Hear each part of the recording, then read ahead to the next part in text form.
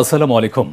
ATN Bangla সংবাদে সবাইকে স্বাগত জানাচ্ছি। ফিরোজ তোহা। শুরুতেই বিআরবি কেবলস সংবাদ শিরোনাম। নিকারের বৈঠকে চট্টগ্রাম, কুমিল্লা, ময়মনসিংহে ৩ নতুন উপজেলা ও একটি থানার অনুমোদন দিয়েছেন প্রধানমন্ত্রী তারেক রহমান।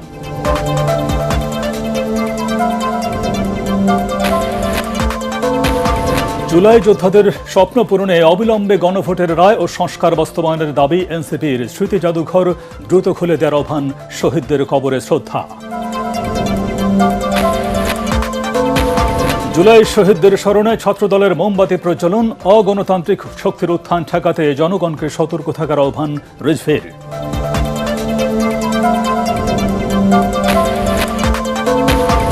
বর্ণাঢ্য আয়োজনে পালিত হচ্ছে ঢাকা বিশ্ববিদ্যালয়ের ১০৫তম প্রতিষ্ঠা বার্ষিকী। আন্তর্জাতিক মানের বিদ্যাপীঠ প্রতিষ্ঠায় সবার সহযোগিতা কামনা ভিসির, প্রধানমন্ত্রীর শুভেচ্ছা। এবং এমবাপ্পের জোড়া গোলে সহজ জয় ফ্রান্সের। আইভরি কোস্টকে হারিয়ে শেষ ১৬ ব্রাজিলের প্রতিপক্ষ নরওয়ে। ইকুয়েডরকে হারিয়ে পরের রাউন্ডে মেক্সিকো।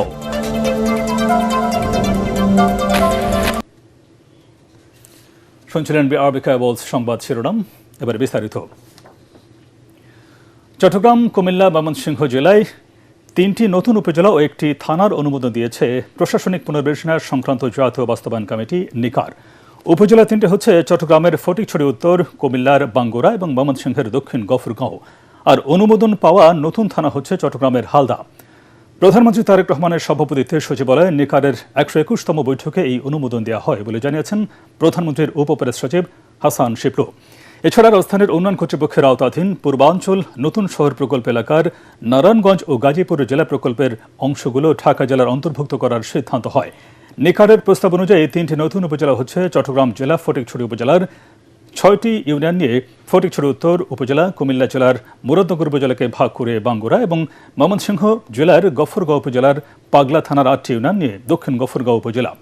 চট্টগ্রামের হাটহাজারী থানাকে বিভক্ত করে গঠন করা হয়েছে হালদা থানা। বৈঠকে স্থানীয় সরকার মন্ত্রী মির্জা ফখরুল ইসলাম আলমগীর ও অর্থ ও পরিকল্পনা মন্ত্রী আমির খসরু মাহমুদ চৌধুরী, স্বরাষ্ট্রমন্ত্রী সালাউদ্দিন আহমদ সহ সংশ্লিষ্ট মন্ত্রণালয়ের মন্ত্রী, মন্ত্রিপরিষদ সচিব নাসিমুল গনি, প্রধানমন্ত্রীর মুখ্য সচিব ABM আব্দুস সত্তার সহ সংশ্লিষ্ট মন্ত্রণালয়ের সচিবগণ উপস্থিত ছিলেন।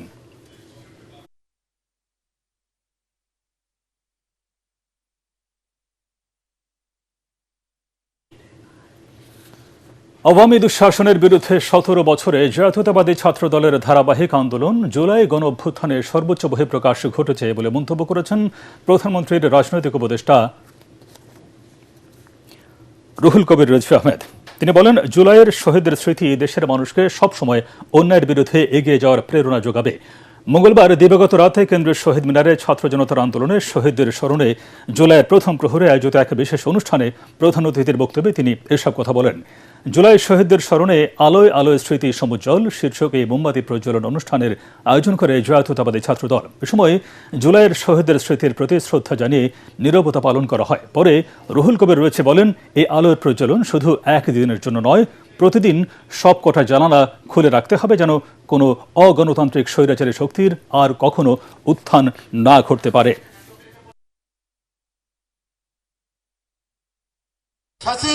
পরাজিত হয়েছে বটে, কিন্তু তার ভগ্নাংশ, তার অবশিষ্টাংশ এখনো কিন্তু রয়েছে নানা জায়গায়। তারা দেশের টাকা চুরি করেছে, তারা পদ্মা সেতুর টাকা চুরি করেছে, তারা মেট্রো রেলের টাকা চুরি করেছে, তারা ফ্লাইওভারের টাকা চুরি করেছে। ওই টাকা তো সব শেষ হয়ে যায়নি, এখনো আছে। ওরা গ্রামগঞ্জ তৃণমূল থেকে আদার বাদার প্রত্যেকটি জায়গায় সন্ত্রাস আর রক্তের হোলি খেলা খেলতে পারে, তার বিভিন্ন আলামত আমরা বিভিন্ন সবাই দেখতে পাচ্ছি। তাই আরো উদ্দীপ্ত পথ চলা মিছিলের জন্য তাদের প্রস্তুত থাকতে হবে। আমরা কখনো এই বীর শহীদদের এবং সেই আমাদের শহীদ সেই যোদ্ধাদের কখনো ভুলে যেতে দেব না। নির্বাচনী প্রতিশ্রুতি অনুযায়ী সরকার রাষ্ট্র কাঠামো সংস্কার, গণভোটের রায় বাস্তবায়নে ব্যর্থ হয়েছে বলে মন্তব্য করেছেন বিরোধী দলীয় চিফ হুইপ ও এনসিপির আহ্বায়ক নাহিদ ইসলাম। সকালে রায়ের বাজারে জুলাই গণঅভ্যুত্থানের শহীদের গণকবর জিয়ারত শেষে তিনি একথা বলেন। ট্রাইব্যুনালে জুলাই গণহত্যার বিচার ধীর গতি নিয়ে অসন্তোষ প্রকাশ করে নাহিদ বলেন, শেখ হাসিনা সহ ওসমান হাদির হত্যাকারীদের দেশে এনে দ্রুত বিচার নিশ্চিত করতে হবে। এছাড়া ৫ আগস্টের মধ্যে জুলাই জাদুঘর খুলে দেওয়ার আহ্বান জানান তিনি। আরও জানাচ্ছেন মুশফিকুর রহমান। রায়ের বাজার বধ্যভূমিতে জুলাই গণ অভ্যুত্থানের শহীদদের গণকবর জিয়ারতের মাধ্যমে মাসব্যাপী কর্মসূচি শুরু করল এনসিপি। এ সময় বিরোধী দলীয় চিফ হুইপ ও এনসিপির আহ্বায়ক নাহিদ ইসলাম বলেন, গণভোটের রায় বাস্তবায়ন এবং প্রয়োজনীয় সংস্কারের মাধ্যমে প্রমাণ করতে হবে সরকার জুলাইয়ের পক্ষে। জুলাই গণ অভ্যুত্থানের যে আকাঙ্ক্ষা, সংস্কার বাস্তবায়ন, গণভোটের রায় বাস্তবায়ন করে সরকারকে প্রমাণ করতে হবে সরকার জুলাই গণ অভ্যুত্থানের পক্ষে আছে, জুলাই গণ অভ্যুত্থানের সাথে আছে। জুলাই গণহত্যার রায় শহীদ পরিবারকে সন্তুষ্ট করতে পারেনি উল্লেখ করে তিনি বলেন, শেখ হাসিনা সহ জুলাই গণহত্যার সাথে জড়িতদের দেশে ফিরিয়ে এনে দ্রুত কঠোর শাস্তি নিশ্চিত করতে হবে। হাসানুল হক ইনু, যিনি জাসদের সভাপতি ছিলেন, যিনি আওয়ামী লীগের সহযোগী যেই অ্যালায়েন্স ছিল সেটার অংশ ছিলেন, তিনি কিন্তু জুলাই গণ অভ্যুত্থানে প্রত্যক্ষভাবে গণহত্যায় মদত জুগিয়েছিলেন। গণহত্যার যে সিদ্ধান্ত ছিল, শেখ হাসিনা যিনি প্রধান সিদ্ধান্তকারী ছিলেন, তাকে সর্বাত্মকভাবে সহযোগিতা করেছেন। ফলে আমরা মনে করি তাকে যে 10 বছর করে 3টি মামলা সাড়া দিয়েছে, এটা এনাফ নয়, এটা যথেষ্ট নয়। আমাদের আবেদন থাকবে রাষ্ট্রপক্ষ যাতে এটা আপিল করে এবং আমরা তার কঠোর থেকে কঠোর বিচার প্রত্যাশা করছি। এ সময় 5 আগস্টের মধ্যে জুলাই জাদুঘর খুলে না দিলে জনগণ নিজেরাই খুলে নেবে বলে হুঁশিয়ারি দেন নাহিদ ইসলাম। মুশফিকুর রহমান, এটিএন বাংলা, ঢাকা।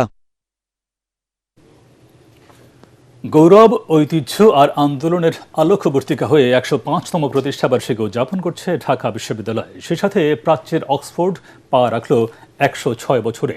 সকালে টিএসসিতে পায়রা ও বেলুন উড়িয়ে এবং কেক কেটে শুরু হয় দিনব্যাপী বর্ণাঢ্য আয়োজন।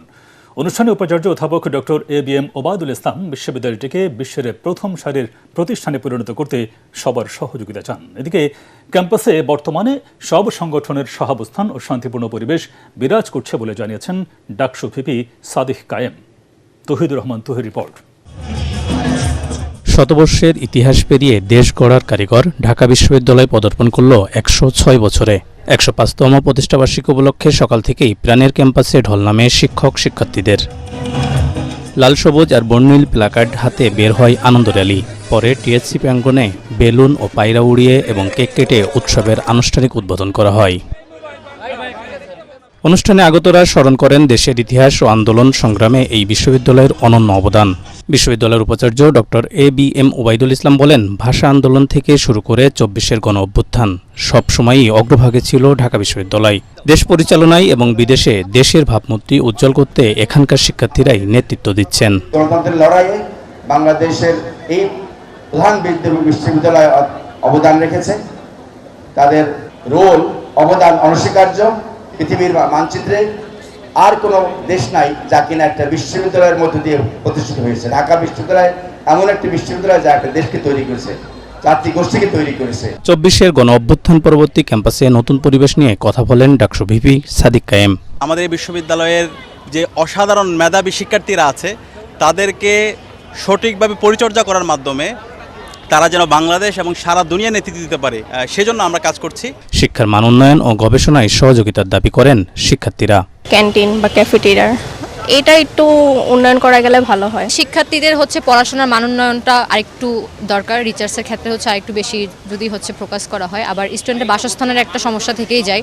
বেশিরভাগ মেয়েদের ক্ষেত্রে সেই সমস্যাটা ওরা বেশি ফেস করতেছে, আমরা নিজেরাই ফেস করতেছি। কেন্দ্রীয় প্রশাসনের পাশাপাশি বিভিন্ন অনুষদ ও বিভাগগুলোতেও দিনব্যাপী নানা আলোচনা সভা, প্রদর্শনী ও সাংস্কৃতিক অনুষ্ঠানের মাধ্যমে দিবসটি উদযাপন করা হচ্ছে। বুক ভরা স্বপ্ন নিয়ে প্রতি বছর হাজারো শিক্ষার্থী আসেন এই ঢাকা বিশ্ববিদ্যালয় ক্যাম্পাসে।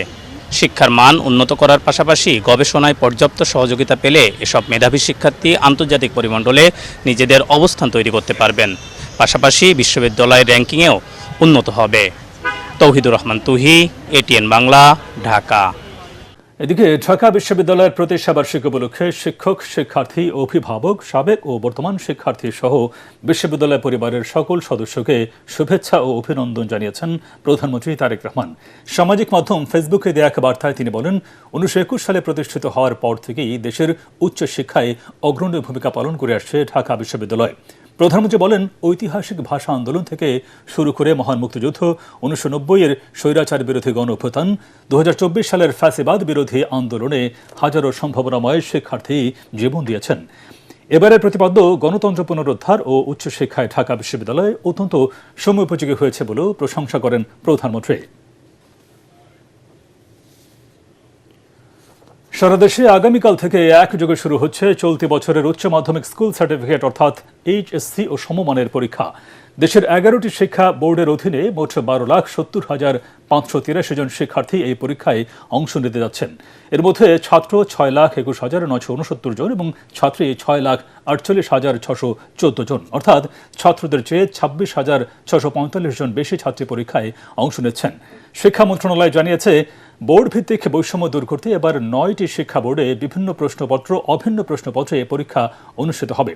পরীক্ষা নকলমুক্ত ও স্বচ্ছ পরিবেশে সম্পন্ন করতে প্রতিটি কেন্দ্রে সিসি ক্যামেরা স্থাপন বাধ্যতামূলক করা সহ সংশ্লিষ্টদের বিভিন্ন নির্দেশনা দিয়েছে শিক্ষা বোর্ডগুলো। আন্তঃশিক্ষা বোর্ড সমন্বয় কমিটি জানিয়েছে, পরীক্ষা সুষ্ঠু ও নকলমুক্ত পরিবেশে সম্পন্ন করতে শিক্ষা মন্ত্রণালয়, জেলা প্রশাসন ও শিক্ষা বোর্ডগুলো সব ধরনের প্রস্তুতি নিয়েছে। রাজধানীর পূর্বাচল নতুন শহর প্রকল্পের অধীনে সরকার 4টি থানা, 6টি তদন্ত কেন্দ্র, 2টি পুলিশ লাইন, 3টি ডিসি অফিস এবং 41টি পুলিশ বক্স স্থাপনের নীতিগত সিদ্ধান্ত নিয়েছে বলে জানিয়েছেন পুলিশের আইজিপি মোহাম্মদ আলী হোসেন ফকির। পূর্বাচল নতুন শহরের সার্বিক নিরাপত্তায় 1 নম্বর সেক্টর এলাকায় ঢাকা মেট্রোপলিটন পুলিশ ডিএমপির অধীনে বরকাউ পুলিশ ক্যাম্প উদ্বোধনকালে তিনি একথা জানান। আগামী 2 মাসের মধ্যে পূর্বাচলে আরেকটি নির্মাণাধীন পড়শি পুলিশ ক্যাম্পের কার্যক্রমও চালু করা হবে বলে জানান IGP. DMP commissioner Musleh Ahmed সহ রাজুকের ঊর্ধ্বতন কর্মকর্তারা এ সময় উপস্থিত ছিলেন।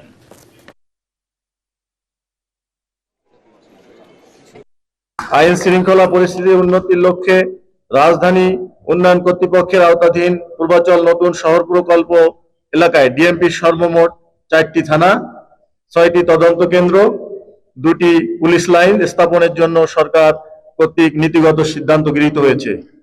এছাড়াও 3টি ডিসি অফিস স্থাপনের কার্যক্রম চলমান রয়েছে। পাশাপাশি পূর্বাচল নতুন শহর প্রকল্পের বিভিন্ন সেক্টরে 41টি পুলিশ বক্স স্থাপনের প্রক্রিয়াও চলমান রয়েছে।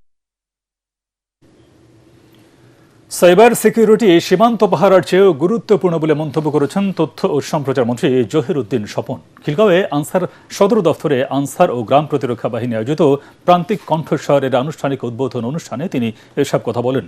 তথ্যমন্ত্রী বলেন, যুদ্ধ, নিরাপত্তা ও প্রতিরক্ষা শুধুমাত্র সীমান্তের বিষয় নয়, আধুনিক যুগে তথ্য ব্যবস্থাপনাও খুব গুরুত্বপূর্ণ। দেশের মানুষকে সঠিক তথ্য পৌঁছে দিতে তথ্য ব্যবস্থাপনায় সরকারের মহাপরিকল্পনার কথাও জানান তথ্যমন্ত্রী। এ সময় সড়ক পরিবহন ও রেলপথ প্রতিমন্ত্রী হাবিবুর রশিদ হাবিব বলেন, দেশের মানুষকে গুজব ও তথ্য বিভ্রান্তির হাত থেকে রক্ষা করা জরুরি। এ বিষয়ে আনসার ভিটিভির অনলাইন মিডিয়া প্রান্তিক কণ্ঠস্বর ভূমিকা রাখবে উল্লেখ করেন প্রতিমন্ত্রী। প্রতিরক্ষা অথবা নিরাপত্তা এটা কেবলই সীমান্তের বিষয় নয়। সীমান্তরক্ষীরা সীমান্ত পাহারা দেন, এটা আমাদের প্রচলিত ধারণা। এখনকার যুগে অসংখ্য নিরাপত্তা বাহিনী পালার চাইতে ক্লোজ সার্কিট ক্যামেরার সঠিক ব্যবহারটা অনেক গুরুত্বপূর্ণ। এখনকার যুগে সাইবার সিকিউরিটি হাজার হাজার মাইলের সীমান্তের পাহারাদারের চাইতেও অনেক বেশি গুরুত্বপূর্ণ।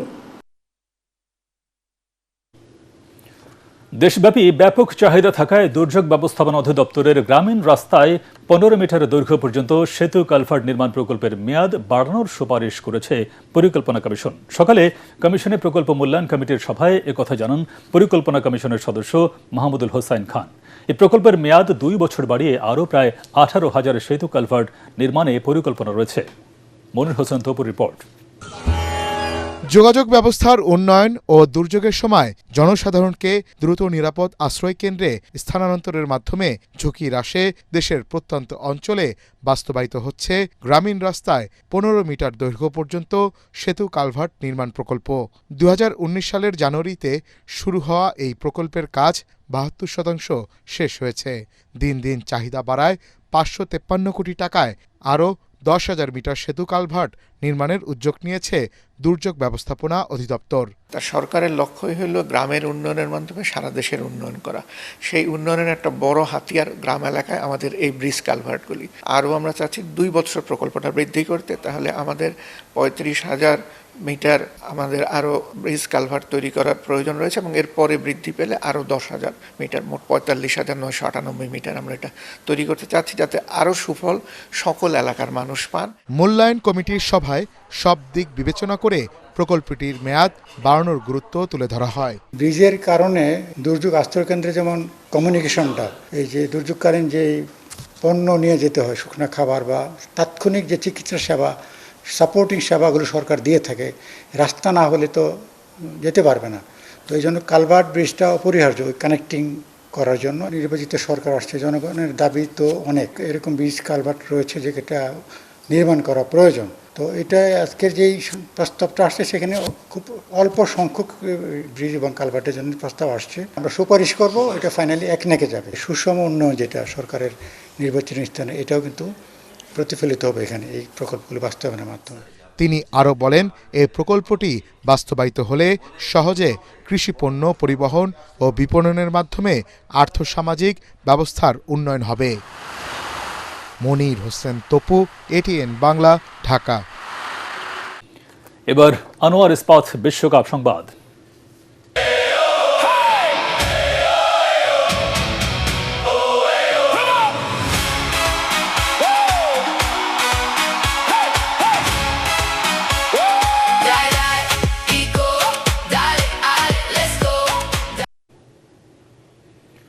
রেকর্ড ভাঙা গড়ার ম্যাচে এক পেশে লড়াইয়ে সহজ জয় পেয়েছে ফ্রান্স। নিউ জার্সিতে সুইডেনকে 3-0 গোলে উড়িয়ে দিয়ে বিশ্বকাপের শেষ 16 নিশ্চিত করেছে ফরাসিরা।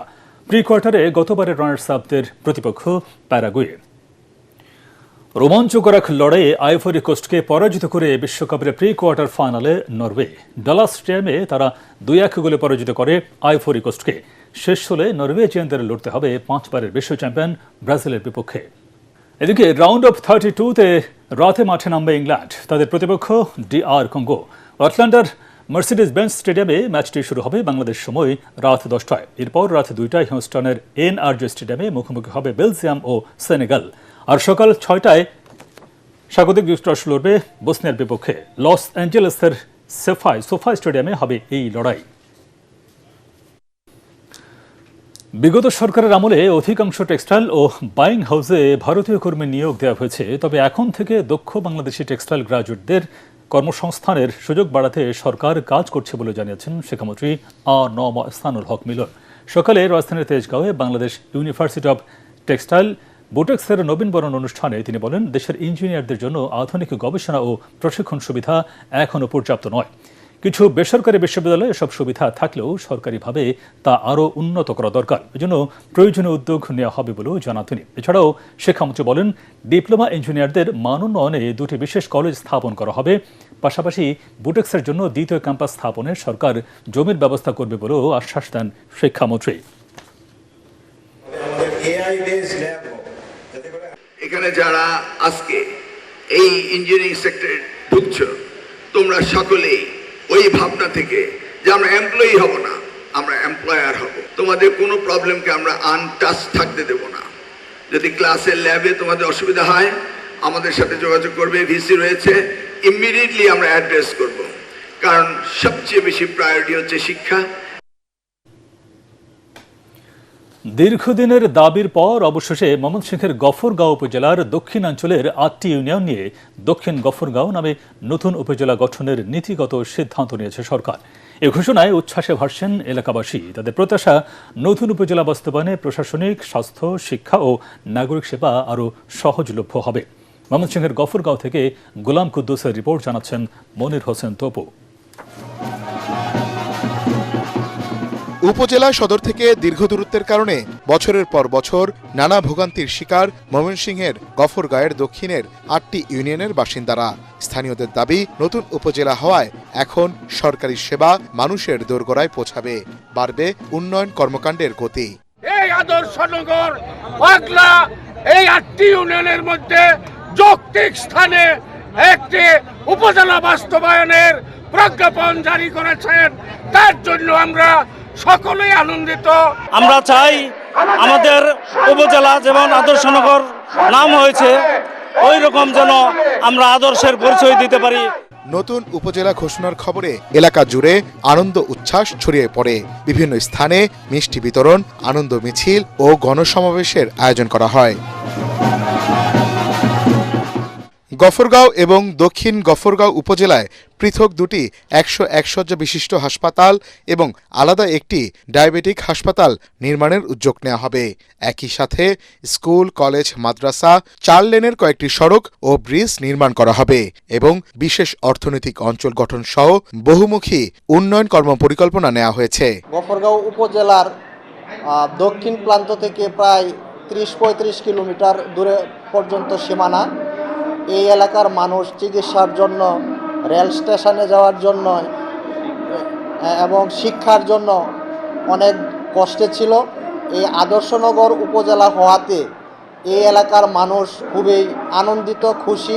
সরকারের এই সিদ্ধান্তকে স্বাগত জানিয়ে দ্রুত প্রশাসনিক কার্যক্রম শুরুর দাবি জানান এলাকাবাসী।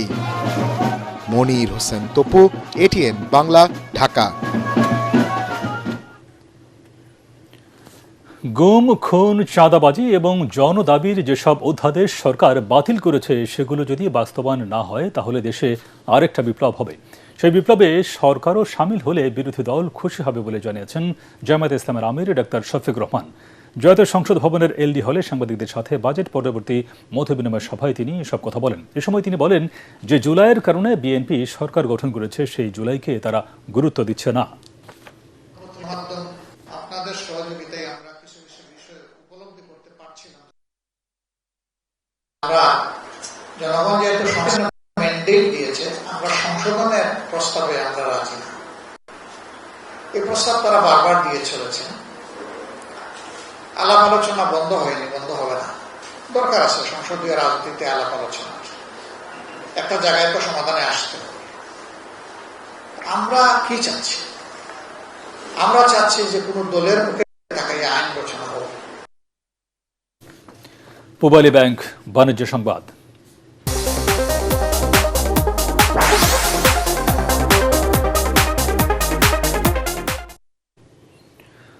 দু 2025-26 অর্থ বছরে দেশের প্রধান সমুদ্র বন্দর চট্টগ্রাম বন্দরে কার্গো, কন্টেইনার ও জাহাজ হ্যান্ডলিংয়ে নতুন রেকর্ড সৃষ্টি হয়েছে। বন্দর কর্তৃপক্ষের তথ্য অনুযায়ী এই সময়ে মোট 35,18,841টি ইউজ কন্টেইনার হ্যান্ডলিং করা হয়েছে। আগের অর্থ বছরে এর সংখ্যা ছিল 32,96,067টি ইউএস। ফলে কন্টেইনার হ্যান্ডলিংয়ে 6.76% প্রবৃদ্ধি অর্জিত হয়েছে। একই সময়ে বন্দরের মাধ্যমে 13,77,35,191 টন কার্গো পরিবহন করা হয়েছে। আগের অর্থ বছরে এই পরিমাণ ছিল 13,07,24,783 টন। এছাড়া 2025-26 অর্থ বছরে চট্টগ্রাম বন্দর 4,324টি জাহাজ হ্যান্ডলিং করেছে। আগের অর্থ বছরের সংখ্যা ছিল 4,077টি। চট্টগ্রাম বন্দরের মুখপাত্র ও chief personnel officer Nasir Uddin বলেন, দেশের মোট আমদানি রফতানি পণ্যের প্রায় 92% এই বন্দর দিয়ে পরিবাহিত হয়, আর কন্টেইনার পরিবহনের ক্ষেত্রে এই হার প্রায় 98%। আন্তর্জাতিক সংবাদ।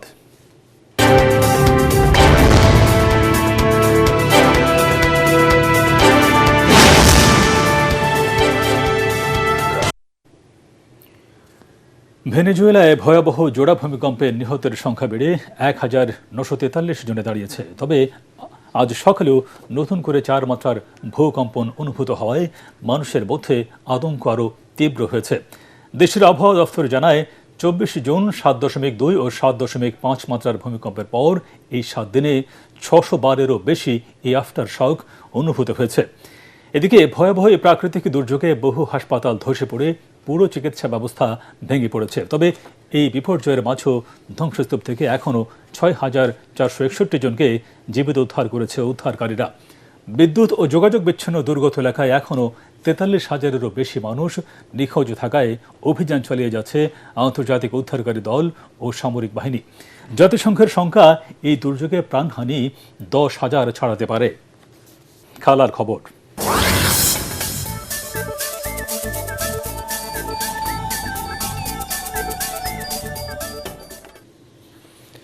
চার বছর পর টেনিস কোর্টে ফিরলেন সেরেনা উইলিয়ামস। তবে তার ফেরাটা সুখকর হলো না। উইম্বলডনের সেন্টার কোর্টে নামেন 44 বছর বয়সী এই মার্কিন কিংবদন্তি। প্রথম রাউন্ডে তার প্রতিপক্ষ ছিল অস্ট্রেলিয়ার জয়েন্ট। মায়ের বয়স সেরেনার অর্ধেকেরও কম। অভিজ্ঞতা বনাম তরুণ প্রতিভার এই ম্যাচটি ছিল বেশ শ্বাসরুদ্ধকর। প্রতিপক্ষের সঙ্গে দারুণ লড়াই করেন 23টি গ্র্যান্ড স্ল্যাম জয়ী এই তারকা। তবে শেষ পর্যন্ত 2-1 সেটে হেরে যান তিনি। ফলে প্রথম রাউন্ড থেকেই বিদায় নিলেন সেরেনা।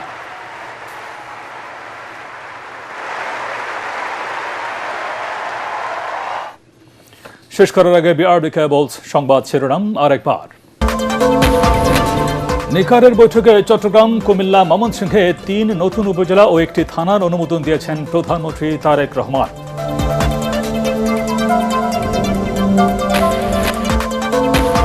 জুলাই যোদ্ধাদের স্বপ্ন পূরণে অবিলম্বে গণভোটের রায় ও সংস্কার বাস্তবায়নের দাবি এনসিপির। স্মৃতি জাদুঘর দ্রুত খুলে দেওয়ার আহ্বান, শহীদদের কবরে শ্রদ্ধা।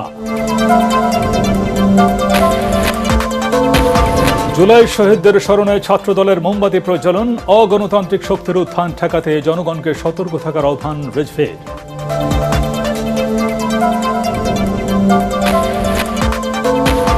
বর্ণাঢ্য আয়োজনে পালিত হচ্ছে ঢাকা বিশ্ববিদ্যালয়ের 105তম প্রতিষ্ঠা বার্ষিকী। আন্তর্জাতিক মানের বিদ্যাপীঠ প্রতিষ্ঠায় সবার সহযোগিতা কামনা অফিসের, প্রধানমন্ত্রীর শুভেচ্ছা। এবং এমবাপ্পের জোড়া গোলে সহজ জয় ফ্রান্সের। আইভরি কোস্টকে হারিয়ে শেষ হলে ব্রাজিলের প্রতিপক্ষ নরওয়ে, ইকুয়েডরকে হারিয়ে পরের রাউন্ডে মেক্সিকো।